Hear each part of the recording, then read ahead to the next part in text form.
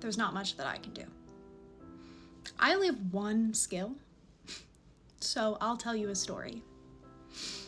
I'll tell you a story about the figures on the horizon and the man who tore down the sky.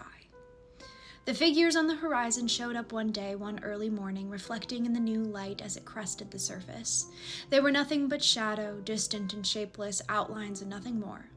They grew as the sun grew, as time stretched through the day, yawning its yellow, gaping mouth, elongating like shadows against the backdrop of blue, not a cloud in sight. The man who tore down the sky preyed on fear like a vulture, spotted weak links and pushed his boot down to lift himself higher. The man who tore down the sky, or rather the men who tear down the sky, they sit in the far-off place and watch figures on the horizon and know that if the figures got any less hazy, grew any larger, extended their fingers past the thin barrier between, well, no one would look at them anymore. No one would pay them any mind, or leave their name written in stone plaques in the center square, or herald their deeds as good or bad or middling or terrible or anything, really.